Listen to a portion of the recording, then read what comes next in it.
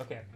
What's up, everyone? So welcome back to the YouTube channel. We're going to do a little editing session here with you and kind of show you how we got some of these results using only a $12 setup. So let's go ahead and hop right into it. I'm going to show you some before and afters and then work you through the process of how we got to that finished piece. So we're in Lightroom right now, and I have 4 images from this shoot.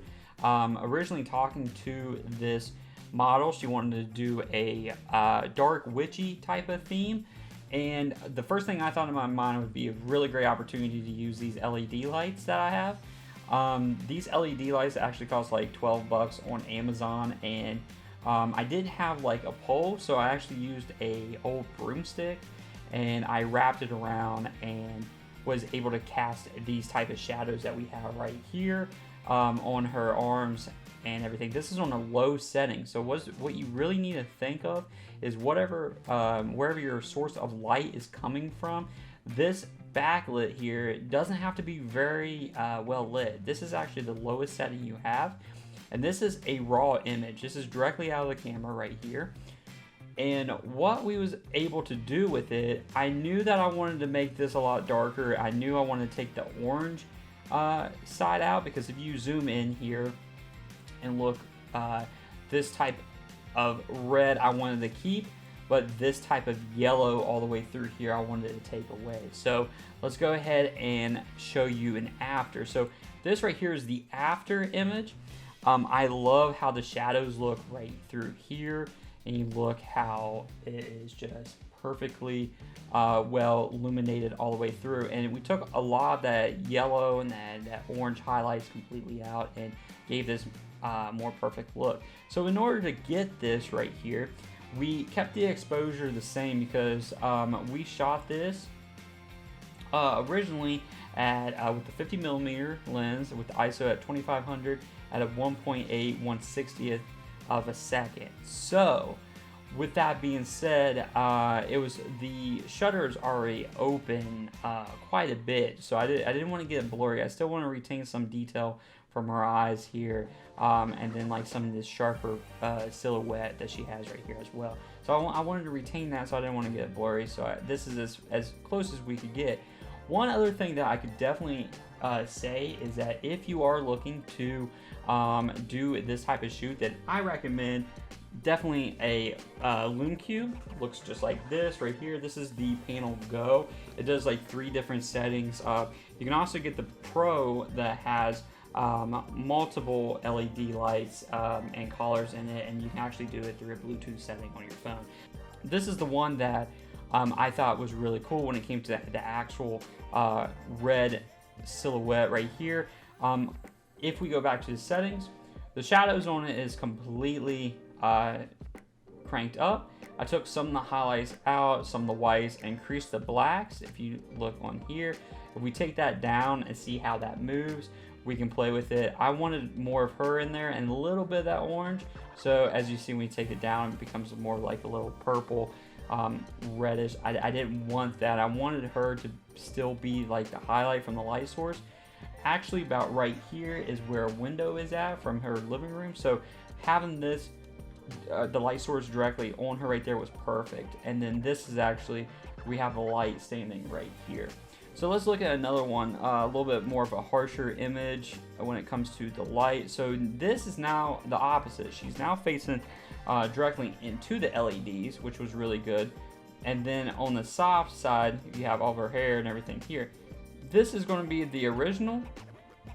This is the original. See how yellow and orange this is? I wanted to take all that away, and I wanted to do more of the same type of style as the last one as well. So I left the exposure the same, contrast the same, and I took all those highlights down, and then I increased the shadows, and then I took the temperature. So the temperature is the biggest one right now on this. If the temperature was at 0, this is what it'd be. So I cooled it down, because we're already getting enough of the image right there from the actual LED lights, the warmth and everything. So I kept that the same. Let's look at another one. This is with her facing the backwards. Now this one I could probably switch and crop, and actually I think I'm going to do that right now, actually looking at it. this line right here is kind of throwing everything off. So let's just go ahead and crop that. Oh, it's actually much better if we do that. So now it's not distracting.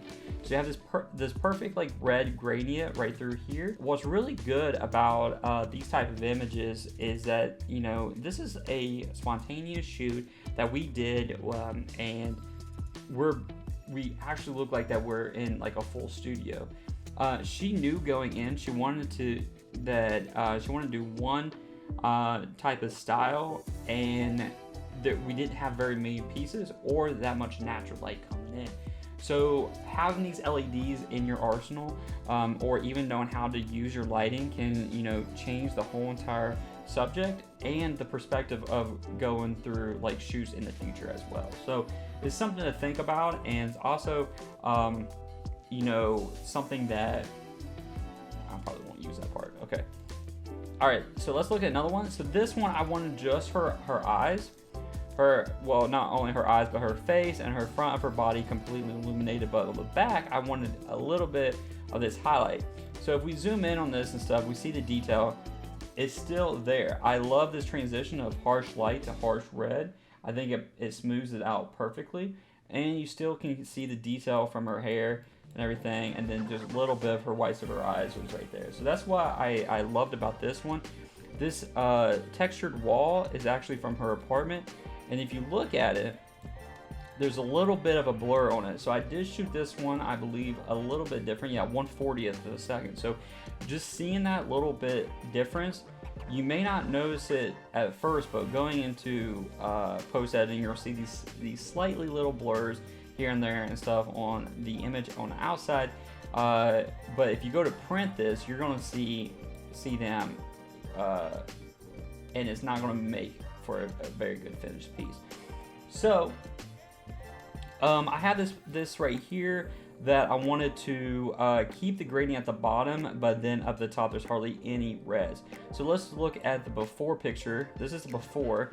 So I noticed when I was through this that most of the image itself already right here is pretty good, and all we had to do was decrease some of this highlights and then increase the shadows. You see the shadows moving, her hair pops a little bit more. We take that back. It's obviously the opposite. Then the whites does the same thing. Now there's a lot of whites and highlights in there, so let's go ahead and crank those down. Crank this down, and then let's mess with the temperature a little bit. See, the temperature was barely moved a little bit, and it's already done a great thing. So now I notice that this is too dark. So now, just like any type of painting, you want to put like layers. You take away, you add to it. It's never going to be a finished piece. So let's open it up a little bit more there. Now let's mess with some blacks here. So, okay, so that's good right there. And let's see, this is the finished piece. And if we look at some of the details here, we have some of the browns that are still left in there. So there's still some warm pieces. There's the shadow right here in between her, the contrast of her actual arm and her thigh.